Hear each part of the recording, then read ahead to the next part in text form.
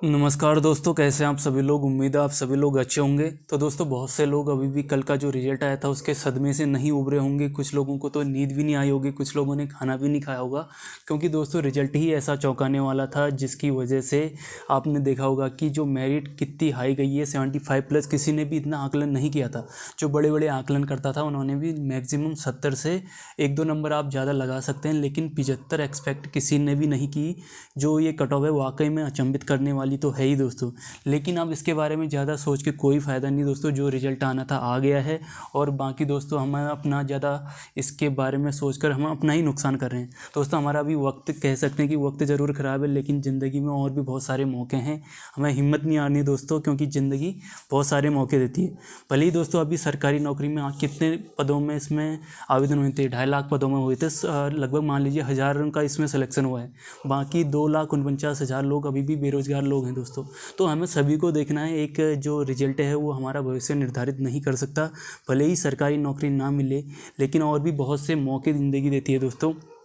तो आप सभी ने देखा होगा कि जो कल का रिजल्ट था उसको लेकर बहुत से लोग डिप्रेस्ड हो गए। तो डिप्रेस्ड नहीं होना है दोस्तों, आप पॉजिटिव रहिए हमेशा, क्योंकि आगे भी बहुत सारे एग्ज़ाम हैं। अब देखिए, जो आप आज आपका एग्ज़ाम कैलेंडर भी जारी हो जाएगा शाम तक। तो आगे आपके पटवारी है, फॉरेस्टर गार्ड है, बंदी रक्षक है, टोटल मिला के ये लगभग 1,500+ पोस्टें हैं। तो इनके लिए आपको मेहनत करना है। अब मेहनत अब ये नहीं दौड़ नहीं रहा कि दोस्तों आप अगर 70 में भी अपना सिलेक्शन सिक्योर कर सकें, तो आपको कम से कम 75-80 का टारगेट बना के चलना है। अच्छी मेहनत करनी है दोस्तों, और ज़्यादा इसमें दिमाग ख़राब नहीं करना है, क्योंकि आप सभी लोग जानते हैं कि पहले हम काफ़ी लंबे समय से, जब से इसका ये नोटिफिकेशन आया, पहले तो हम इसकी तैयारी में अपना दिमाग ख़राब करते हैं। उसके बाद पेपर की टेंशन, पेपर के नज़दीक पहुँचने के बाद, उसके बाद कुछ दिनों हमें आंसर की टेंशन रहती है। उसके बाद कुछ दिनों 5-6 महीने जो कट ऑफ रहती है उसकी टेंशन रहती है। उसके बाद आप देखें कि जो रिजल्ट आया, बहुत से लोगों को उसकी टेंशन है।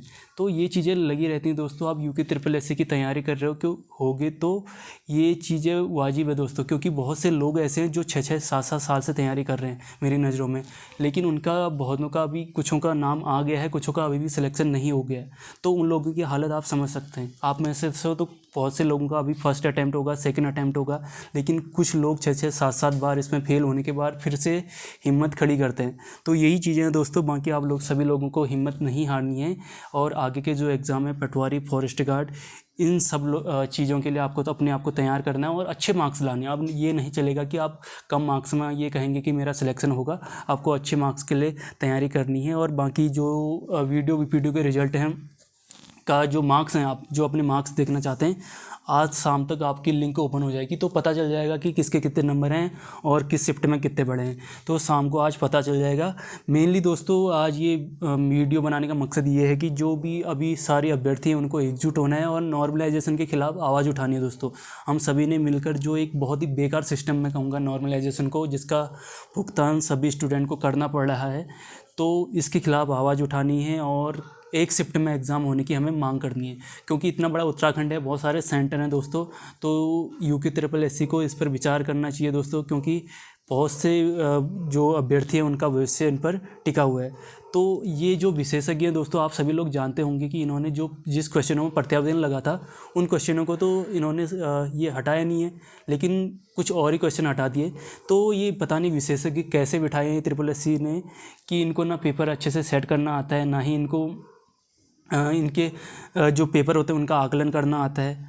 तो ये विशेषज्ञ एकदम दोस्तों, मैं कहूँगा कि इनको कोई भी ऐसे ही बिठा रखा है। इनको ना कोई नॉलेज है ना कुछ है, बस ये एकदम नशे में, या कहीं या तो ये पैसे खाकर बैठे हैं या नशे में बैठे हैं।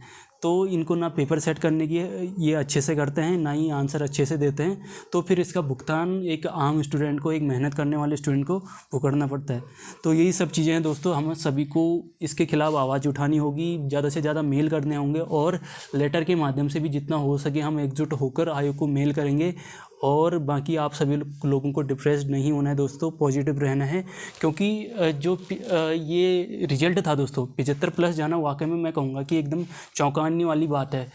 किसी को भी ये बात हजम नहीं हो रही है कि आप इतने ज़्यादा नंबर कैसे आ गए। 80+ वाले दोस्तों यहाँ कम से कम 75 स्टूडेंट हैं, तो 75 स्टूडेंट के 80+ आना अपने आप में बहुत बड़ी बात है दोस्तों, क्योंकि सभी लोगों ने आपने एग्ज़ाम दिया होगा, इतना भी इजी पेपर नहीं था कि इतने लोग 80+ ला सकते हैं। तो कुछ मान सकते हैं हम दोस्तों, 10 से 15 लोग मान सकते हैं कि 80+ ला सकते हैं, लेकिन 85 नंबर लाना ये बात हजम नहीं हो रही है। और हम अब देखिए दोस्तों, इसमें डायरेक्ट हम प्रत्यारोप कैसे लगाएं, कुछ हमारे बस के अभी कुछ कहने की है नहीं जब तक हमारे पास कोई पुख्ता सबूत ना हो, क्योंकि ये जो कार्रवाई होती है ये बड़े स्तर पर ही होती है। आप सभी लोग जानते हैं, इन सब से आप परिचित होंगे, आप सबको पहले से भी पता होगा ये चीज़ें होनी है बहुत से लोगों को, लेकिन इस हद तक हो जाएंगी किसी ने सोची नहीं थी दोस्तों ये बात। तो बाकी हमारे पास अभी कोई दूसरा रास्ता है नहीं दोस्तों, या तो आप तैयारी में लगे रहे हैं तो आपको अच्छे से तैयारी करनी होगी, ज़्यादा आपको फालतू चीज़ें सोच के अपना दिमाग ख़राब नहीं करना है। आगे के जो एग्ज़ाम हुए हैं उसमें अपना अच्छा देने की कोशिश करनी है, बाकी होना ना होना, कितने नंबर हैं, कट ऑफ कितनी जाएगी, उसको ज़्यादा दिमाग में नहीं लेना है।